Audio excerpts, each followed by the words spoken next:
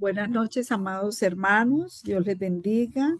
Y con la ayuda del Señor vamos a estudiar el capítulo 6 del libro de Juan. Amén. Bueno, entonces este capítulo 6 vamos a estudiar alimentación de los 5,000.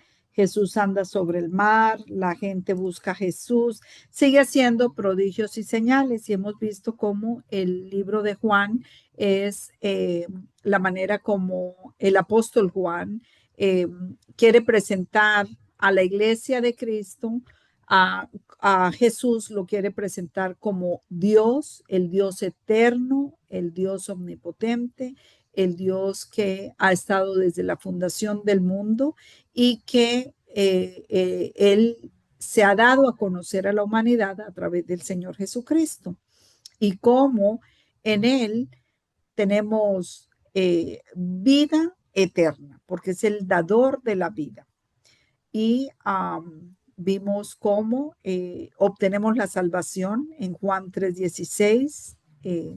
Vimos cómo a través de él es el único puente que tenemos en la actualidad para poder relacionarnos con Dios, ¿cierto? Porque dice, porque de tal manera amó Dios al mundo que ha dado a su Hijo unigénito para que todo aquel que en él crea no se pierda, mas tenga vida eterna. Entonces son palabras hermosas y el apóstol Juan nos ha estado hablando de esto y empezó a hablar del ministerio. Vimos también el testimonio del bautista Juan, quien dice que él vio que cuando lo bautizó al Señor Jesús, cómo descendía el Espíritu Santo en forma de paloma y cómo se oyó una voz del cielo que decía, este es mi Hijo amado en quien tengo complacencia. Y entonces él da testimonio de eso que pasó cuando él estaba bautizando al Señor Jesús y también ahora las obras que él está haciendo dan testimonio de él. Y ya el Señor Jesús ya empezó a decir, mi Padre y yo somos uno, yo hago estas obras en el día del sábado con la autoridad que me ha dado mi Padre. Todas esas cosas. Entonces ya vemos que la gente empieza a seguir a Jesús por las obras que hace y por las palabras que está hablando que dan una sabiduría. Al parecer, algunos teólogos dicen que el capítulo 6 se desarrolla un año después de la parte del capítulo 5 que vemos como que después del paralítico de Betesda y de esas señales que él empieza a hacer, entonces dicen que ha pasado como un año. Esto es un año en el ministerio del Señor Jesús. Amén. Entonces vamos a iniciar sin más ni más. Hermano Alcides, por favor, ¿quieres empezar con la lectura del 1 al 15? Amén. Amén. Después de esto, Jesús fue al otro lado del mar de Galilea, al de Tiberias, y le seguían gran multitud porque veían las señales que hacía en los enfermos. Entonces subió Jesús al monte y se sentó allí con sus discípulos, y estaban cerca la Pascua, la fiesta de los judíos. Cuando alzó Jesús los ojos y vio que había venido a él gran multitud, dijo a Felipe: ¿De dónde compraremos pan para que coman estos? Pero esto decían para probarle, porque él sabía lo que había de hacer. Felipe respondió: 200 denarios de pan no bastarían para que cada uno de ellos tomase un poco. Uno de sus discípulos, Andrés, hermano de Simón Pedro, le dijo: Aquí está un muchacho que tiene 5 panes de cebada y 2 panecillos más. ¿Es esto para tanto? Entonces Jesús dijo: hacer recostar la gente. Y había mucha hierba en aquel lugar. y, perdón, y se recordaron como en número de 5,000 varones. Y tomó Jesús aquellos panes y habiendo dado gracias, los partió entre los discípulos y los discípulos entre los que estaban recostados. Asimismo, de los peces, cuánto querían. Y, y cuando se hubieron saciado, dijo a sus discípulos, recoger los pedazos que sobraron para que no se pierda nada. Recogieron pues y llenaron 12 cestas de pedazos que, que los 5 panes de cebada sobraron a los que habían comido. Aquellos hombres entonces, viendo la señal que Jesús había hecho, dijeron, este verdaderamente es el profeta que había de venir al mundo. Pero entendiendo Jesús que iban a venir para apoderarse de él y hacerle rey, volvió a retirarse al monte él solo. Amén. Le pido disculpas que casi no veo la letra. Gloria a Dios. Tranquilo, gloria a Dios, Eh, tranquilo. amén. Bueno, aquí se registra uno de los milagros o de los principales milagros de Jesús, la alimentación de las 5,000 personas. La Biblia registra de que Jesús se aparta con los discípulos y donde quiera que Jesús se movía, pues allí le seguía una gran multitud. Y la Biblia registra que habían aproximadamente 5,000 personas alrededor de Jesús. Jesús le hace la pregunta, gloria a Dios, a uno de sus discípulos, a Felipe, ¿de dónde compraremos pan? De dónde saciaremos o le daremos comida a tantas personas? Sin embargo, Jesús lo decía para probar la fe de ellos, para saber cuál iba a ser su reaccionar o su actitud en cuanto a esto. Pero el Señor tenía todo bajo control y sabía todo lo que iba a hacer y sabía, aún sin ello pasarle por su mente, Jesús sabía de dónde iban a salir los peces y los panes. Y vemos como la palabra habla del milagro y es donde entonces las personas empiezan a creer en lo que sí verdaderamente Jesús era el profeta que había de venir. Gloria al Señor.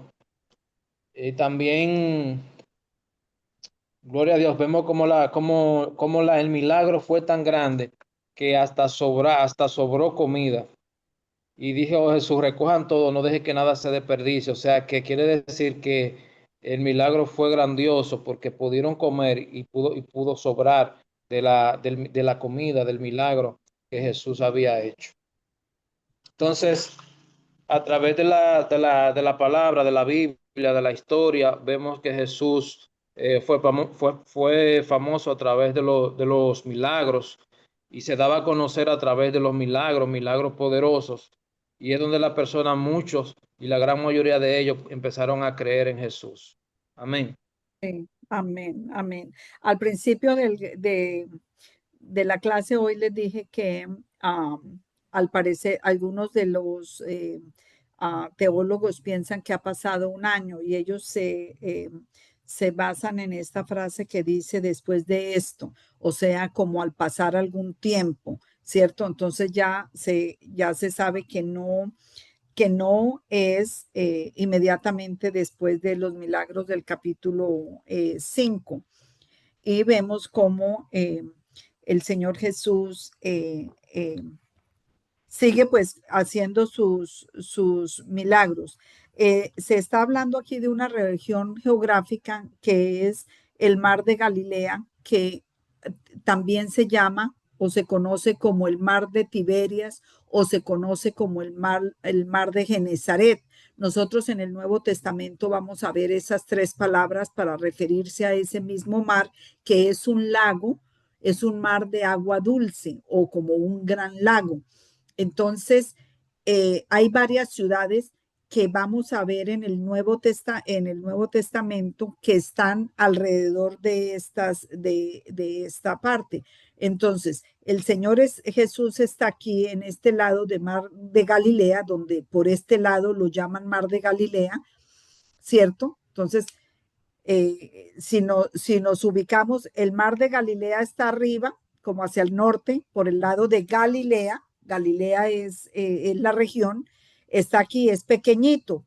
Y por la mitad del Mar de Galilea viene el río Jordán bajando así. Y abajo en la parte de Judea está el mar, ¿qué? Está el Mar Rojo, ¿cierto? El mar, no rojo, sino el Mar Muerto. El Mar Muerto está abajo en la región de Judea y cerca de Judea es donde está Jerusalén. Entonces, bueno, acuérdense que ha salido de Judea, que pasó por Samaria y llegó a Galilea, ¿cierto? Pero está en esta zona del lado del Mar de Galilea, que se llama Mar de Galilea. Coge una barca y cruza hacia el otro lado, donde por este lado se llama el Mar de Tiberias. ¿Sí? Hablan de Felipe. Felipe era de una ciudad aquí del norte del Mar de Galilea que se llamaba Betsaida. Él era de ahí. Y se acuerdan que en el capítulo 1 de Juan hablamos de que Felipe, el Señor Jesús encuentra a Felipe y luego Felipe va y busca a Natanael y le dice, hemos encontrado al Señor y ven y síguelo. Y es cuando él dice, de Galilea puede salir, de Nazaret puede salir alguien bien. ¿Cómo es que lo dice en el verso? Sí saben a qué me refiero, ¿no? Hemos encontrado a aquel en quien escribieron Moisés en la ley y también los profetas, a Jesús, hijo de José de Nazaret. Y Natanael le dice, ¿de Nazaret puede salir algo bueno? Respondió Felipe, le dijo, ven y ven. Entonces, este mismo Felipe del capítulo 1, verso 46, es este Felipe que ahorita le pregunta para darle los panes. Y lo que dicen los teólogos es de que posiblemente el Señor Jesús le preguntó a Felipe, ¿cierto? ¿Dónde compraremos pan y para darle a esta multitud, ¿cierto? Es porque él conocía esa región, porque él era de ahí, de Betsaida, que queda como en el norte del mar de Galilea o Genezaret, que es lo mismo, o el de Tiberias. Entonces vamos a ver que hay varias ciudades que nos mencionan y que esto ahorita lo tengo un poquito más en mi mente porque a veces uno estudia y se le puede olvidar, pero Capernaum también está como al norte. Aquí está, como decir, Betsaida y por aquí está Capernaum y aquí abajito está Tiberias, que son las ciudades que vamos a mirar hoy. Entonces, vemos aquí cómo el Señor Jesús siente misericordia de las personas que le están siguiendo. Él conoce las necesidades de las personas y cómo Él se mueve a misericordia para alimentarlos físicamente, ¿cierto? Y vemos aquí como la duda del ser humano, cuando Dios quiere obrar en nuestras vidas, vemos como siempre uno le pone duda a Dios, ¿cierto? En el 9 dice, aquí hay un muchacho que tiene 5 panes de cebada y 2 pescados. ¿Pero qué es esto para tantos? Muchas veces Dios nos pone a hacer cosas, ¿cierto? Y nosotros ponemos la duda de que cómo vamos a ser nosotros capaces de realizar esto o con qué recursos. Y muchas veces dudamos de que Dios nos ha enviado. Entonces aquí vemos ese aspecto, que eso es para que meditemos en esas cosas cuando estemos trabajando para el reino. Y otro detalle que estudié es que usualmente el pan que se usaba en esa época lo hacían de harina de trigo, pero aquí menciona de cebada. Esa cebada usualmente se usaba para para alimentar, hacer los panes para alimentar el ganado, las bestias, se usaba la cebada.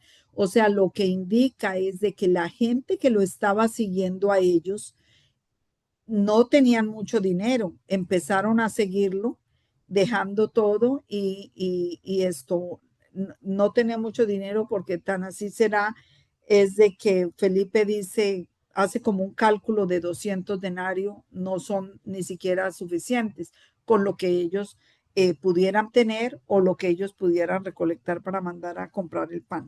So, está indicando eso. Otra cosa que nos habla de que ya ha pasado un año es porque dice que estaba cerca la fiesta de los judíos, que era la Pascua, ¿cierto?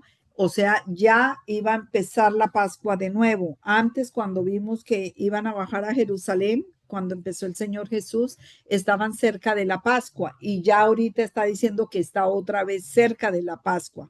O sea, por eso es que ellos dicen que ya ha pasado un año poco más o menos en el ministerio del Señor Jesús. Y sabemos que la Pascua tiene una connotación de salir de un estado y pasar al otro. El Señor Dios Todopoderoso ha sacado a los israelitas, a los judíos los sacó de tierra de Egipto, de tierra de esclavitud y los trajo a una tierra prometida. Y durante ese viaje, los sostuvo y los alimentó con pan del cielo, que es el maná, ¿cierto? Y en este capítulo vamos a ver que se va a mencionar el pan del cielo. Y ahora estamos viendo de que el Señor está alimentando con panes a la multitud. Entonces, esa es la connotación. Y para nosotros la Pascua tiene el significado. Estábamos muertos en delitos y en pecados y al recibir la salvación de Cristo hemos salido a una nueva vida. Entonces ya la vida vieja de nosotros queda atrás y esto. Por eso la Pascua es algo muy bonito. Es como un paso de muerte a vida. Amén. ¿Qué otra cosita podemos decir, hermana Rosita o Ligia? Pues no, está bien explicado hasta el capítulo, Hay otra cosa, hasta el versículo. Sí, hay otra cosa que es importante aquí que dice que cuando ellos ven que el Señor Jesús hace estos milagros, los hombres, claro, lo ven y reconocen que esta señal es tan grande y dicen verdaderamente, este es el profeta que había de venir al mundo. Y ellos lo que, al decir la palabra de que lo iban a apoderarse de él, porque en esa época si alguien hacía algo, iban y cogían a esa persona y lo levantaban y lo pronunciaban rey y empezaban a adorarlo inmediatamente, ¿cierto? Y lo estaban haciendo, ¿por qué? Porque los había alimentado, les había alimentado físicamente, como decimos vulgarmente de pronto el buche, pero no era el momento y no era la manera como debían adorar al Señor Jesús y por esa razón él decide retirarse y subir al monte a orar, ir a orar y se retira de ellos para no permitir de que ellos lo vayan a adorar solamente porque hizo un milagro de alimentarlos físicamente. Amén. Sí, y nosotros cuando se presentan situaciones, siempre lo que pensamos en lo que nosotros podemos hacer. Y nosotros lo que tenemos que pensar primeramente, ¿qué el Señor puede hacer? Porque realmente nosotros no podemos hacer nada. Y aquí el Señor le dice a él de ir a comprar y él de una vez se va a la lógica. Y es así, ¿dónde van a encontrar tantos panes o comida suficiente, sea cual sea, para tantas personas? y de un momento a otro que ni siquiera se avisó con anticipación. Entonces el Señor, para probarlo, le dice que le pregunta, le hace la pregunta, pero de una vez, como hacemos siempre, nosotros nos vamos a nuestra realidad, a la situación, a nuestra naturaleza, pero ¿y cómo yo puedo hacer eso? ¿Y cómo yo puedo comprar esto? ¿Y cómo yo puedo lograr aquello? Demostrándonos y dejándonos ver a nosotros que nosotros por nosotros mismos no podemos hacer nada. Pero sí tenemos, el Señor nos ha dado los recursos, porque mira ahí, esos pocos recursos que habían ahí, el Señor lo multiplicó. En la mano del Señor se hicieron mucho, se multiplicó y se pudo satisfacer la necesidad de todas esas personas. También esto nos enseña a nosotros que muchas veces queremos con muy buena voluntad ir a hablar de la palabra. Y nosotros cuando vayamos a hablarle a alguien, que visitemos un hogar, nosotros tenemos que fijarnos, no porque queramos fijarnos de lo que está ahí, de qué tienen, de qué no tienen, de si tienen silla o si no tienen silla, pero sí nosotros tenemos que ver la necesidad que hay en ese hogar, porque muchas veces no hay pan en la mesa. ¿Y de qué sirve que nosotros no pongamos a hablarle de la palabra a una persona con hambre? ¿De qué sirve que nosotros comencemos a decirle que Cristo te ama, que Cristo es bueno y la persona, el ruido que le está haciendo su barriga no lo deja escuchar ni estar tranquilo?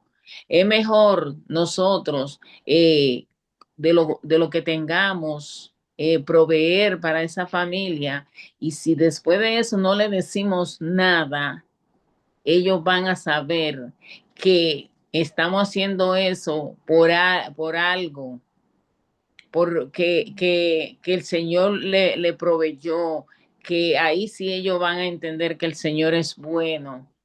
Cosa que muchas veces es mejor nosotros poner el pan sobre la mesa, aunque no digamos la palabra. Y porque no debemos estar hablándole a personas que tienen necesidad y nosotros diciéndole, como bien lo dice la palabra, nada más decir, orar por la persona y decir, Dios te bendiga, y no bendecirlo nosotros, siguiendo el ejemplo de Jesús. Amén. Amén. Léete, por favor, del 16 al 21. Jesús camina sobre el agua. Al anochecer descendieron sus discípulos al mar y entrando en una barca iban cruzando el mar hacia Capernaum. Estaba ya oscuro y Jesús no había venido a ellos, y se levantaba el mar con un gran viento que soplaba. Cuando habían remado como 25 o 30 estadios, vieron a Jesús que andaba sobre el mar y se acercaba a la barca y tuvieron miedo. Mas él les dijo, yo soy, no temáis. Ellos entonces con gusto les recibieron en la barca, la cual llegó enseguida a la tierra donde iban. Si aquí vemos que ellos iban en la barca, Jesús se había quedado, no llegaba, y ellos al ver esta situación que se le había presentado, que ven a Jesús caminando, imagínense, ya ellos estaban tan lejos de la orilla y ven a algo que no ven claramente caminando sobre las aguas, era natural que ellos se sintieran miedo. Pero una cosa muy buena, muy importante es cuando el Señor nos dice yo soy. Cuando vemos esta palabra de yo soy, esto es más que suficiente, porque Él es el gran yo soy, es el proveedor, el sustentador, el que nos cuida, el que está ahí, y ya estamos seguros cuando ya en ese momento el Señor nos dice yo soy. Ya nosotros no tenemos que preguntar más nada porque ya eso es suficiente. Sí, amén. Quería mencionar de que el libro de Juan, son 4 evangelios. Tenemos el Mateo, Marcos, Lucas y Juan. Son 4 evangelios que narran la vida y el ministerio del Señor Jesús y cada uno se enfoca narrando en la manera que quiere reconocer alguna cosa importante, Sí, ¿cierto? porque Y no- Mateo lo presenta que Pedro caminó hacia él. Exacto. Entonces, en los otros, este mismo evento Ajá. de la caminar en el mar y eso, este mismo evento cuando cruzan el mar y eso, está presentado en otros eventos. Pero entonces, aquí como el apóstol Juan quiere enfocarse es en la grandeza del Señor Jesús, en su Sí, poderío, en su majestad, en cómo él puede gobernar la tormenta y todo eso, ¿cierto? Entonces él omitió el hecho de que el Señor Jesús le dice a Pedro que ven, que pase. Y realmente, como les dije, ellos están en Tiberias, que queda aquí abajito del mar de Galilea, que es así, ¿cierto? Y entonces cogen la barca para viajar hacia aquí arribita a Capernaum. Aquí queda Bethsaida, pero ellos bajan así. Entonces, claro, dice que unos 25 estadios, tiene que ir así, pero había viento recio. Entonces cualquiera diría, no, pero ¿por qué no se fueron por la orilla? Porque es más largo y aparte de eso, en la orilla nadie anda. Ellos tienen que meter mar adentro. Entonces ellos hacen esto. Y, y hay esa tempestad y todo, pero qué lindo es saber en esta historia que Dios es el Dios que puede calmar las tormentas de nuestras vidas, cualquier necesidad física o espiritual o enfermedad o cosas que nos agobian, siempre el Señor está con nosotros para acompañarnos y decirnos, yo soy el que soy, yo soy el Dios Todopoderoso, el que tengo la autoridad sobre toda cosa creada y que estoy en control de toda situación. Entonces, eso es lo más importante. El verso en el 20, la parte B, donde dice, yo soy, no temáis. Y es algo muy importante para que tengamos presentes. Amén. Amén. Hermana Jenny, Dios te bendiga.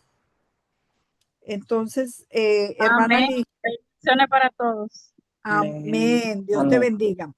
Leamos, la gente busca a Jesús, hermana Ligia, del El 22, 20, sí, del 22. sí, del Sí. 22, bueno, está larguito, léete hasta el 40. Bueno, dice, al día siguiente, la gente que se había quedado al otro lado del lago se dio cuenta que allí no había habido más que una barca y que Jesús no había subido con sus discípulos en la barca, sino que estos se habían ido solos. Mientras tanto, algunas lanchas de Tiberíades habían atracado muy cerca del lugar donde todos habían comido el pan. Al ver que ni Jesús ni sus discípulos estaban allí, la gente subió a las lanchas y se dirigieron a Cafarnaún en busca de Jesús. Al encontrarlo al otro lado del lago, le preguntaron, Rabí, que quiere decir maestro, ¿cómo has venido aquí? Jesús les contestó, en verdad les digo, ustedes me buscan no porque han visto a través de los signos, sino porque han comido pan hasta saciarse. Trabajen, no por el alimento de un día, sino por el alimento que permanece y da vida eterna. Este se lo dará, este se lo dará el Hijo del Hombre. Él ha sido marcado con el sello del Padre. ¿Sigo? Sí, hasta el 40. El pan de vida, creer en el Hijo de Dios. Entonces le preguntaron, ¿qué tenemos que hacer para trabajar en las obras de Dios? Jesús les respondió, la obra de Dios es esta, creer en aquel que Dios ha enviado. Le dijeron, ¿qué puedes hacer? ¿Qué señal milagrosa haces tú? para que le veamos y creemos en ti. ¿Cuál es tu obra? Nuestros antepasados comieron el maná en el desierto, según dice la Escritura, se les dio a comer pan del cielo. Jesús le contestó, en verdad les digo, no fue Moisés quien les dio el pan del cielo, es mi Padre, el que les da el verdadero pan del cielo. El pan de Dios el pan que Dios da es aquel que baja del cielo y que da al mundo.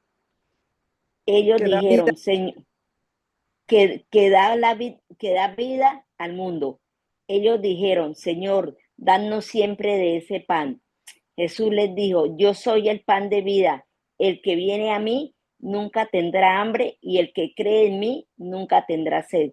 Sin embargo, como ya les dije, ustedes se niegan a creer aún después de haber visto.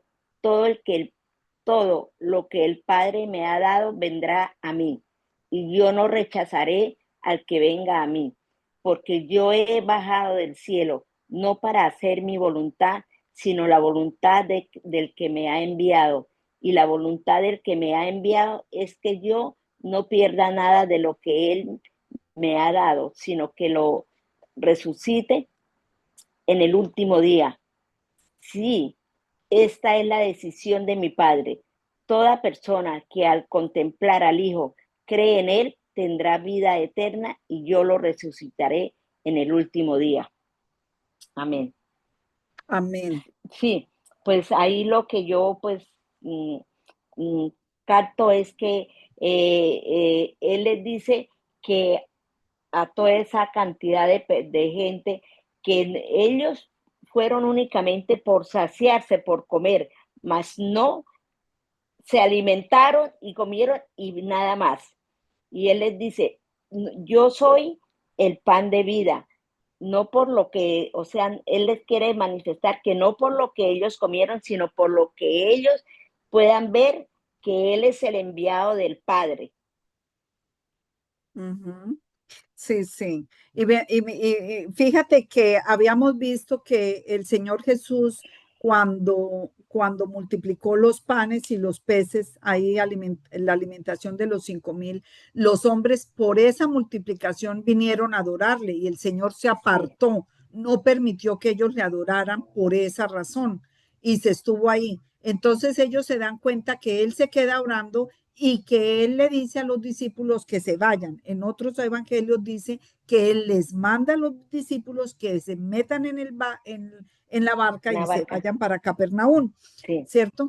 Y entonces esta multitud se da cuenta de que se han ido los discípulos, pero después no encuentran al Señor Jesús. Entonces se meten en la barca y se van allá. Entonces en ellos está cómo el Señor Jesús llegó hasta Tiberias, ¿cierto? Sí. Entonces, sí. Otra cosa que me llamó la atención es que él dice que en el tiempo de antes Moisés les dio el maná, pero que fue el maná no es, como les explico, que el maná, ellos se saciaron con comer el maná, pero no porque que eso era de Dios, y por eso los que creyeron que únicamente se saciaban con comerse el maná, esa gente murieron. Claro, claro.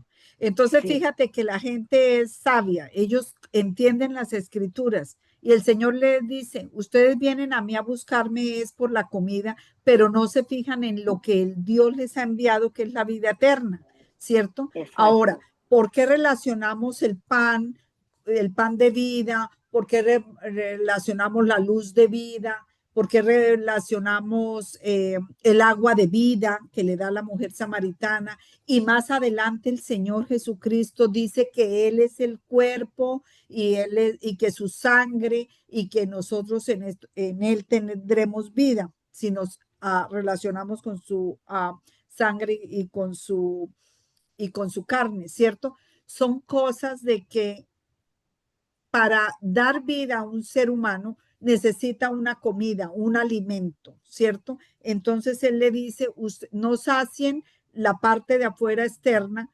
ustedes me buscan es por lo externo, pero no buscan por el alimento espiritual, ¿cierto? Sí. Entonces, que eso es lo que les da la vida eterna, pero ellos están hablando, ellos están pensando en un ambiente solamente humano y dice Material, ahí es cuando sí. le dice material, le dice claro, pero es que Moisés nos dio el pan, el maná cuando veníamos en la Pascua, en el desierto, ¿cierto? En el desierto. Y entonces le dice, bueno, esa realmente la da Dios, pero el verdadero pan del cielo, ¿cierto? Es Él, Dios. ¿cierto? Es Dios. Es Él, porque de todas maneras ellos conocen la escritura y ellos están interesados en conocer porque le dicen que en el verso 28 dice qué debemos hacer para poner en práctica las obras de Dios. Y entonces el Señor Jesús le responde, es que la obra de Dios es de que creáis en aquel que Él ha enviado. O sea, y entonces, y después de que dice, esa es la obra de Dios, ahí es que va a poner en práctica. Y ahora ellos le dicen, ¿y cuál es la señal? Moisés, hubo el maná en el desierto, Moisés nos dio el maná, y entonces el Señor Jesús dice, sí, pero ciertamente Dios que es poderoso, Él va a dar ese pan de vida que del cielo. Moisés dice, porque el pan de Dios es aquel que descendió del cielo y da vida al mundo. ¿Cierto? Entonces ellos le dicen, ay, danos de ese pan, yo quiero de ese pan. Y el Señor Jesús que le responde en el 35, yo soy el pan de vida. El que viene a mí nunca tendrá hambre y el que en mí cree no tendrá sed jamás. Sí, estas palabras. Y también les dice, sí. Y también les dice que tienen que trabajar en la obra del Señor. Sí, amén. En el 28 le preguntaron, ¿qué tenemos que hacer para trabajar en las obras de Dios? Y Jesús le respondió, la obra de Dios es esta, creer en aquel que Dios ha enviado.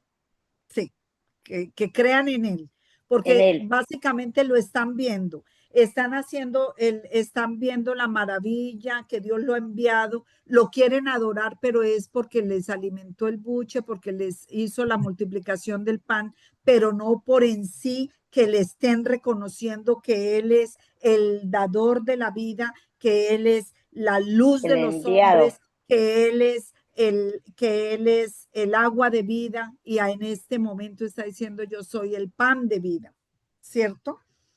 Entonces, y esa es la voluntad de Dios, ¿cuál va a ser? Les dice, la voluntad es de Dios es de que yo haga su voluntad y de que no deje perder a ninguno en el mundo, ¿cierto? Y dice que esta es la voluntad del que me ha enviado, que todo aquel que ve al Hijo y cree en Él tenga vida eterna y yo lo resucitaré en el día final. Y amén. Ellos no comprenden eso, ¿no? Sí, ellos no comprendían. No lo comprendían y nosotros hasta hace un poquito de tiempo tampoco lo entendíamos. Exactamente, sí. Por eso seguimos estudiando. Sí. Gloria a Dios. Entonces, hermano, no sé si pueda leer Jenny o si no, hermano Alcides, no sé si pueda leer del 41. Si quieres, tú nos explicas, Jenny, y el hermano Alcides que por favor lea del 41 hasta terminar esta parte. O dale tu Rosita. Alcides se retiró. Ok, yo explico lo que yo entienda. Sí. Tú explicas y la hermana Rosita va a leer. Gracias. Los judíos no aceptan que Jesús haya venido del cielo. Murmuraban entonces de él los judíos porque había dicho, yo soy el pan que descendió del cielo. Y decían, ¿no es este Jesús, el hijo de José, cuyo padre y madre nosotros conocemos? ¿Cómo pues dice este, del cielo he descendido? Jesús respondió y les dijo, no murmuréis entre vosotros, ninguno puede venir a mí si el Padre que me envió no le trajere, y yo le resucitaré en el día postrero. Escrito está en los profetas, y serán todos enseñados por Dios. Así que todo aquel que oyó al Padre y aprendió de él, viene a mí. No que ninguno haya visto al Padre, sino aquel que vino de Dios. Este ha visto al Padre. De cierto os digo, el que cree en mí tiene vida eterna. Yo soy el pan de vida. Vuestros padres comieron el maná en el desierto y murieron. Este es el pan que desciende del cielo, para que el que de él come no muera. Yo soy el pan vivo que descendió del cielo. Si alguno comiere de este pan, vivirá para siempre, y el pan que yo daré es mi carne, la cual yo daré por la vida del mundo.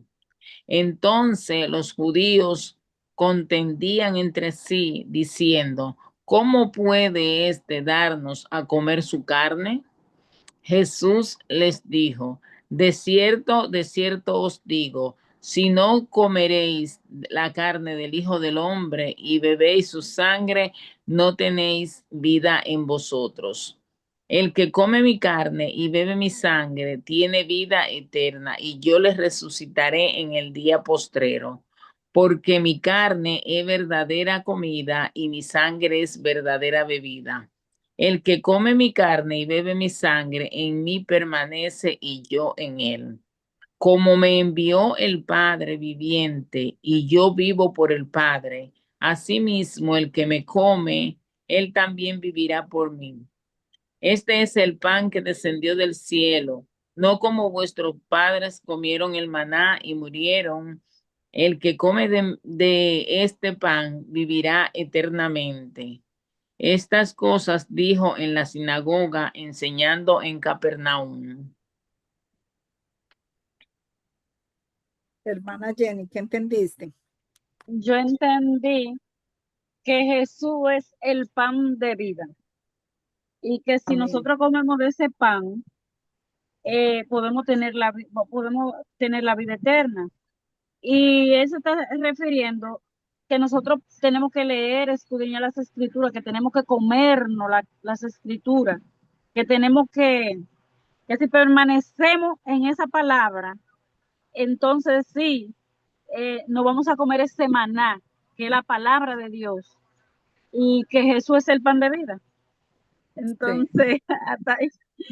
Sí, muy bien. Y fíjate que en esa época esas cosas que hablaba el Señor Jesús causaban un revuelo, una revolución. Ellos no entendían porque le está diciendo, mi padre y yo somos uno, yo tengo la autoridad, el que esto le está diciendo en este capítulo que él es el pan que descendió del cielo, que él está diciendo que nadie puede venir a mí si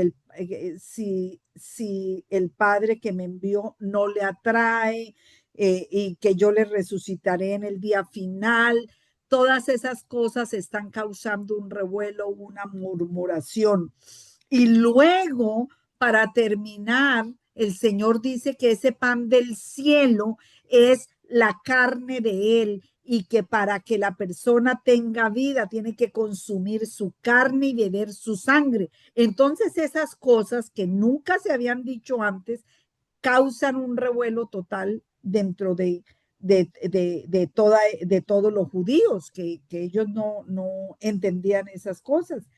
Y el Señor Jesús, hoy lo entendemos, de que está hablando, no que nos volvamos carnívoros, ¿cómo es que caníbales, que nos comamos los humanos o que nos comamos la sangre. Esas cosas no estaba hablando el Señor Jesús, estaba hablando de que si creemos en Él, porque el plan eterno de Dios era que viniera al mundo a morir por los pecados de los demás, ¿cierto? De todo el mundo, y para darnos una oportunidad nueva, que es la vida eterna, ¿cierto?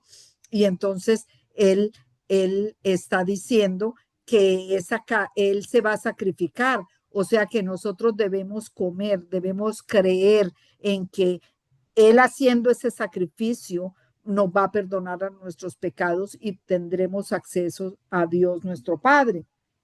Yo Entonces, quiero eso preguntar, significa comer, eso significa comer. A veces dice, ay, que yo como mucha Biblia.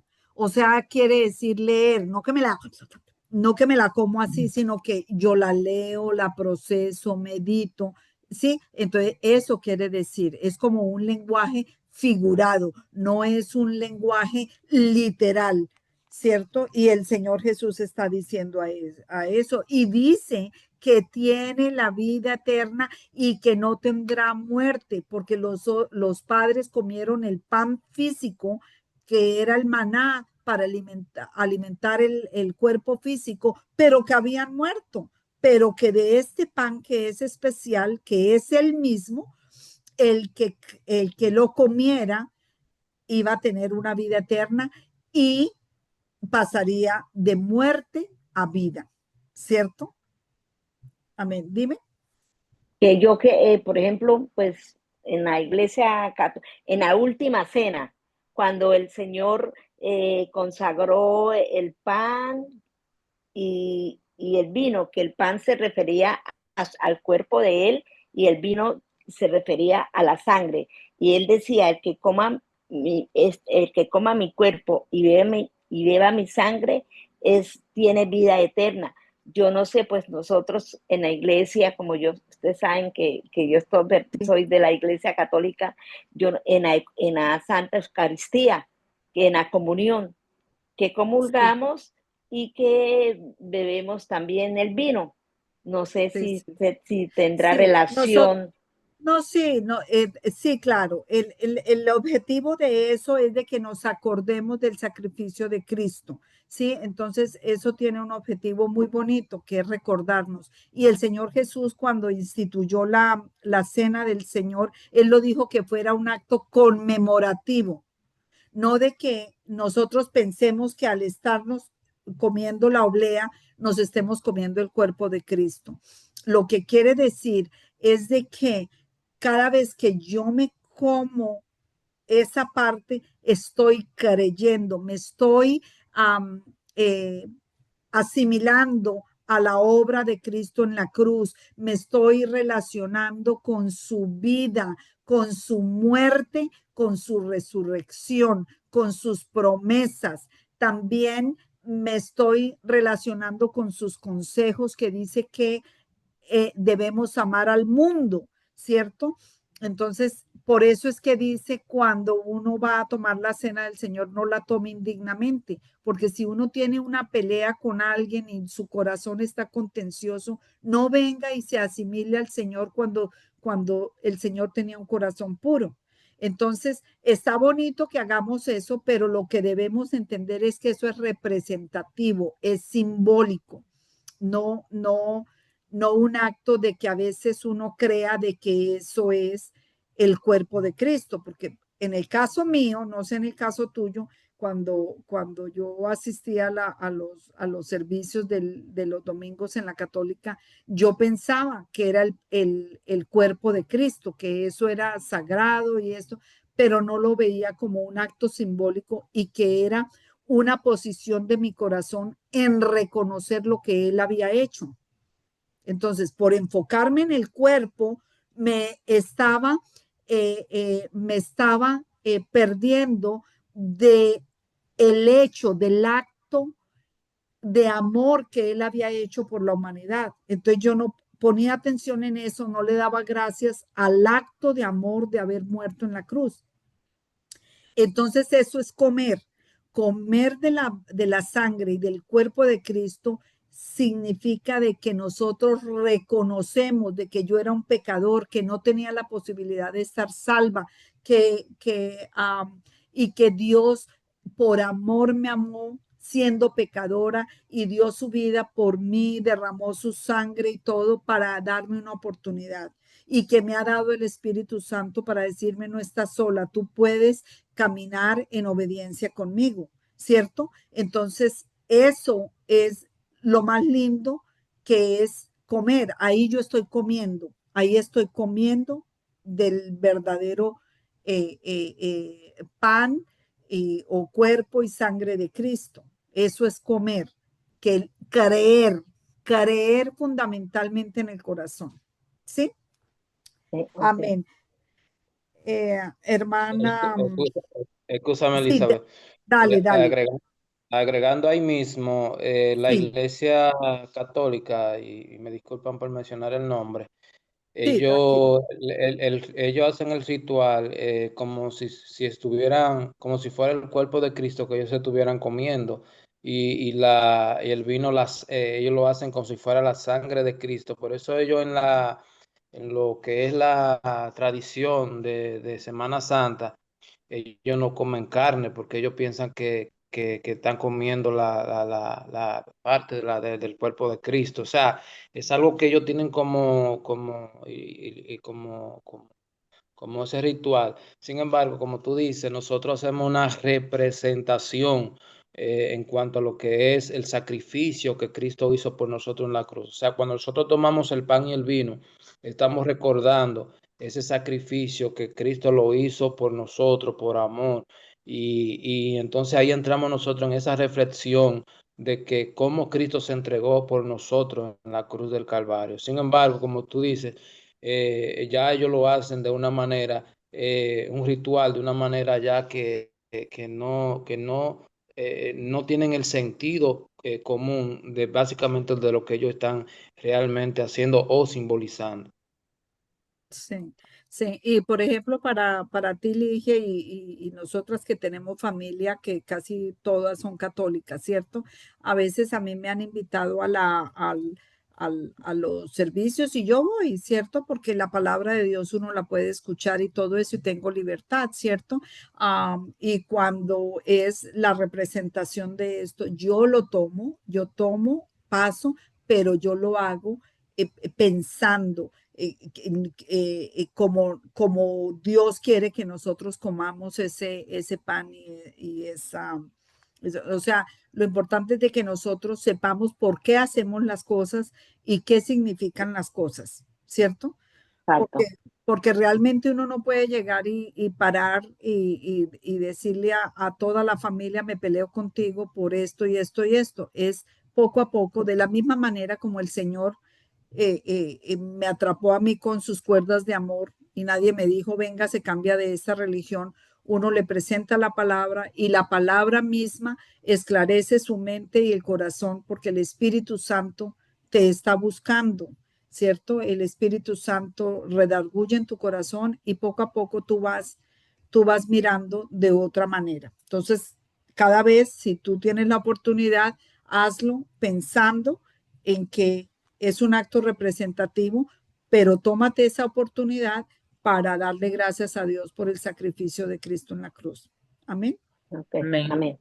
Démosle final a la palabra de vida eterna.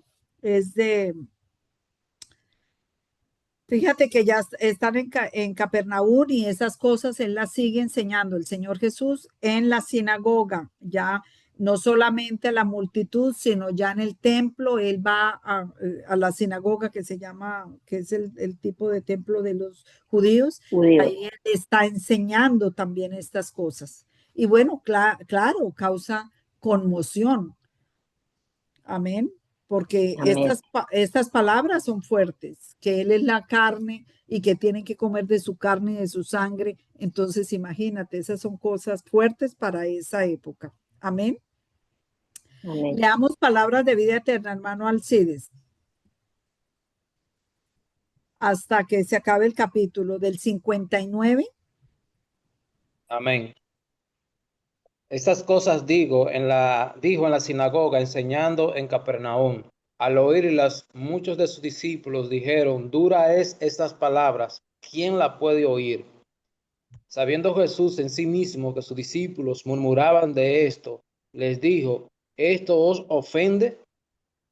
Pues que si viereis al Hijo del Hombre subir a donde estaba primero, el Espíritu es que da vida, la carne para nada aprovecha. Las palabras que yo he hablado son espíritu y son vida, pero hay algunos de vosotros que no creen, porque Jesús sabía desde el principio quiénes eran los que no creían y quiénes le habían de entregar. Y dijo, por eso os he dicho que ninguno puede venir a mí si no le fuere dado del Padre. Desde entonces muchos de sus discípulos volvieron atrás y ya no andaban con él. Dijo entonces Jesús a los 12, ¿quieres acaso iros también vosotros? Le respondió Simón Pedro, Señor, ¿a quién iremos? Tú tienes palabras de vida eterna. Y nosotros hemos creído y conocemos que tú eres el Cristo, el Hijo del Dios viviente. Jesús le respondió, no os he escogido yo a vosotros los 12, y uno de vosotros es el diablo.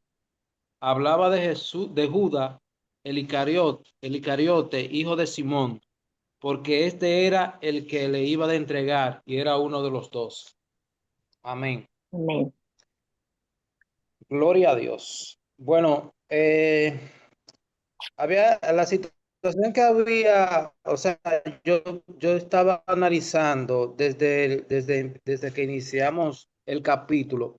La multitud andaba atrás de básicamente de los panes y los peces, o algunas de las mayorías que estaban ahí. Sin embargo, Jesús se refería a que él era el pan de vida, de que él era el pan de vida y hablaba de esa palabra en el ámbito espiritual. Gloria a Dios. Entonces, vemos en el 60, perdón, el 59 en adelante, que Jesús sabía quiénes estaban murmurando y sabía quiénes estaban con él y quiénes no estaban con él. Y vemos que la palabra también habla que ellos encontraron que Jesús, la palabra de Jesús era muy, muy dura. Sin embargo, Jesús le invita, le dice, usted también quiere, le ofende esto que yo digo, o sea, me gusta esa palabra como Jesús le dijo, ok, esa palabra le ofende a ustedes, o sea, no debería de ofenderle porque realmente ustedes están conmigo. Eso es la palabra propia mía, o sea, los discípulos estaban con Jesús y no debería de sorprenderles las palabras que el maestro hablaba, porque el maestro, ellos sí sabían por qué el maestro hablaba de la manera que él hablaba, porque había mucha gente incrédulo y mucha gente que no creía, otros creían por los milagros, otros creían por, por lo que decían del maestro. Entonces, más abajo dicen, pero algunos de vosotros no creen porque Jesús sabía desde el principio quiénes eran los que no creían y quiénes también lo habían de entregar. O sea, estaban todos mezclados ahí, pero ya Jesús conocía el corazón de cada uno de ellos. Entonces, dicen ellos y ellos reflexionan y a la vez dicen, perdón, gloria a Dios, Señor, ¿a quién iremos si solo tú tienes palabra de vida eterna?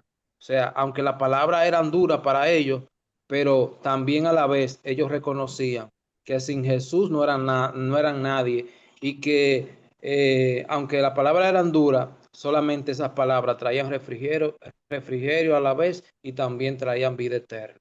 Amén. Sí, yo quiero decirles que dentro de la multitud había gente que eran discípulos del Señor Jesús. Discípulo quiere decir una persona que le sigue al maestro, que quiere aprender y que quiere escuchar sus palabras, aparte de los 12 discípulos. Entonces, por eso es que en el verso 66 dice, desde entonces muchos de sus discípulos volvieron atrás y ya no andaban con él. Recuerden que Juan el Bautista, cuando él bautizaba, él tenía sus seguidores y tenía sus discípulos. Cuando ya no está Juan el Bautista y viene el Señor Jesús, todos esos discípulos de Juan el Bautista empiezan a seguir al Señor Jesús para seguir aprendiendo de él, ¿cierto? Entonces, dentro de esa multitud viene gente que viene solamente por el pan, gente que viene a mirar a ver cómo lo hacen tropezar, gente que quiere venir a chismosear, gente que no tenía nada que hacer, gente que realmente querían aprender, ¿cierto? Pero claro, al decir todas esas cosas, esas palabras de vida eterna que ellos no las entendían, obviamente eran duras para ellos, inclusive para los discípulos. Y el Señor Jesús, por eso es que dice, estas cosas son duras, pero hay gente que no quieren creer, no, porque se trata de creer. Y por eso es que él deja saber de que hay uno que es, y dice, no, ¿cómo es? Que hay uno, él dice que él los escogió a ellos, a los 12, porque eso fue lo que pasó. El Señor Jesús iba pasando y le iba diciendo a los discípulos, ven y sígueme, ¿cierto? Pero dice en el 70, no os he escogido yo a vosotros los 12 y uno de vosotros es el diablo, hablando de Judas, ¿cierto? O sea que nos está diciendo que nosotros podemos tratar de encubrir todo lo que pensamos, lo que hacemos y todo, pero el Señor Jesús discierne la mente y el corazón de todos, sabe cuál es la intención de nuestro corazón. Y así de esa manera lo sabemos. Ahora, ¿qué nos dice a nosotros como evangelistas o como misioneros o como siervos en los ministerios de Dios, ahorita trabajando en la obra de Dios? Que si al Señor Jesús, cuando empezó a predicar, a decir esas palabras de vida eterna, y los discípulos, gente seguidora, se le echaron para atrás y ya no querían escuchar esas palabras, imagínense a nosotros. Y a veces nosotros nos sentimos porque nosotros echamos tiempo, predicamos a alguien, le predicamos a nuestros hermanos, a nuestros hijos y no escuchan y esto y uno se siente y le da tristeza las cosas y todo. O gente que ay, no, ya viene a hablarme de Dios, está bien, yo voy a visitarte, pero no me vaya a hablar de Dios, no me vaya a abrir la Biblia. Le dicen a uno de frente porque ya saben que qué es lo que uno habla de Biblia. ¿Sí? Y entonces, ¿qué pasa? Que nos da ánimo a nosotros a decir, si al Señor Jesús lo rechazaron y se le echaron para atrás, no le quisieron echar las palabras, con mucha razón a nosotros, ¿cierto? Pero tenemos que sentir ánimo, saber que el Espíritu Santo de Dios nos acompaña y que nosotros somos solamente vasos en manos del Señor y Él es el que utiliza para su eterno propósito. Así que nosotros sigamos siendo obedientes y no nos sintamos mal porque cuando nos rechazan a nosotros, no nos rechazan a nosotros, están rechazando al dador de la vida. Y al rechazar al dador de la vida, pues tendrán condenación, como lo dice la palabra. Y si no tienen vida eterna, ¿qué tienen? Muerte. Pues ahí está el asunto. Gloria a Dios, este capítulo ha sido bello. Hermana Ligia, despídenos en oración, por favor.